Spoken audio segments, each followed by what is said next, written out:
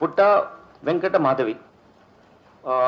ఈవిడ నేరస్తుడు గురుమూర్తి యొక్క జీవిత భాగస్వామి. 30 సంవత్సరాల వయసు ఉంటుంది. వీళ్ళు జేపీ చెరువు అని చెప్పేసి ఉన్నటువంటి విలేజ్లో ప్రకాశం డిస్ట్రిక్ట్ నుంచి నేటివ్ ప్లేస్. ఇక్కడ వచ్చి జిల్లెలగూడలో వాళ్ళు నివాసం ఉంటున్నారు ఇక్కడ. ఇతను నేరస్తుడు గురుమూర్తి 39 సంవత్సరాలు. ఇంతకుముందు ఆర్మీలో పనిచేసి వచ్చాడు. ఫుల్ టర్మ్ అతను ఆర్మీలో సర్వ్ చేసి వచ్చాడు. వచ్చిన తర్వాత ఇక్కడ చిన్నగా ప్రైవేట్ దాంట్లో కానీ అక్కడ ఉద్యోగాలు చేసుకుంటూ జీవితం సాగిస్తున్నాడు సెక్యూరిటీ గార్డ్గా. ఈ క్రమంలో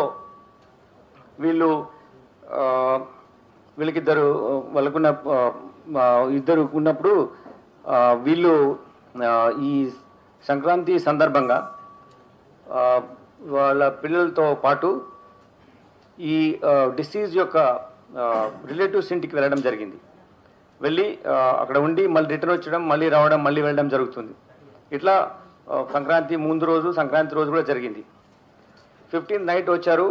16th మార్నింగ్ రోజు అతని ఆవేశంతో ఇప్పుడు మా చుట్టాల దగ్గర బాగా ఉంది కదా, మంచిగా పిల్లలు అక్కడే ఉన్నారు అని మళ్ళీ అనేటువంటి అనాలోచితపూర్వమైనటువంటి ఒక అనవసరమైనటువంటి లైక్ సడన్ ప్రొవొకేషన్ అని కూడా అనలేము. దీనికి పర్పెట్రేషన్ ఉంది, దానికి ప్లానింగ్ ఉంది. పిల్లల్ని అక్కడే ఉంచేసి వచ్చాడు. ఈ విషయాలు అకారణంగా గొడవ పెట్టుకొని అతని వైఫ్ మీద దాడి చేయాలనే ఉద్దేశంతో ఎవిడెన్స్ పిల్లలు ఉంటే తెలుస్తుందని చెప్పేసి పిల్లల్ని వాళ్ళ చుట్టాల ఇంట్లోనే పెట్టేసి ఇక్కడ రావడం జరిగింది. వచ్చి భార్య పైన ఆ రోజు మార్నింగ్ ఆవిడని కొట్టడం స్టార్ట్ చేశాడు.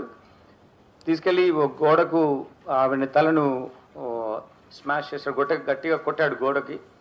She sustained injuries and then అంటే షీ ఫెల్ డౌన్.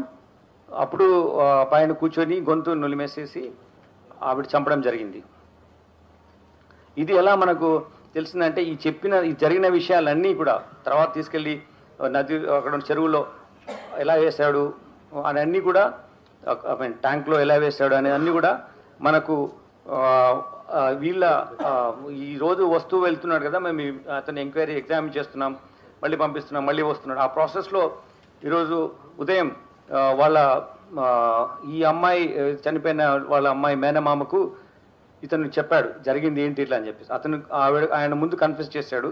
ఆ కన్ఫెస్ చేసింది అతను వచ్చి మళ్ళీ మన పోలీస్ స్టేషన్ పిలిచినప్పుడు ఇలా జరిగిందని చెప్పాడు ఇదంతా. దీంట్లో ఇవన్నీ కొట్టడం జరిగిన తర్వాత, ఆవిడ చనిపోయిన తర్వాత ఆవిడ్ని ఇంట్లో ఉన్నటువంటి కత్తితో ఫస్ట్ లెగ్స్ కట్ చేసి, తర్వాత 2 చేతులు, బాడీ పార్ట్ ఒకటి, దెన్ తల, ఈ 4 పార్ట్స్ కట్ చేసి వీటిని ఒక వాటర్లో పెట్టి హీట్ చేస్తాం కదా మనం చిన్నప్పుడు స్నానం చేయడానికి పెట్టుకునే అటువంటి దాంట్లో పెట్టి చిన్న పార్ట్స్ చేసిన అన్ని పెట్టి వాటి హీట్ చేశాడు, బాయిల్ చేశాడు. తర్వాత వాటిని తీసుకున్న బాయిల్ చేసిన తర్వాత ఈ పీసెస్ తీసుకెళ్ళి even it's two I don't understand how a person can behave like this. It's ultimate stature of barbaric nature, inhuman way of doing things. Utterly it is rarest of rare ways of doing and killing a person this way without ఏ మాత్రం పాశ్చాత్తాపం లేని విధంగా. ఆ ఇంట్లో చంపిన తర్వాత, ఆ చిన్న ఇల్లులో చంపిన తర్వాత ఒక ఇంట్లో రెంట్కుంటాడు అతను.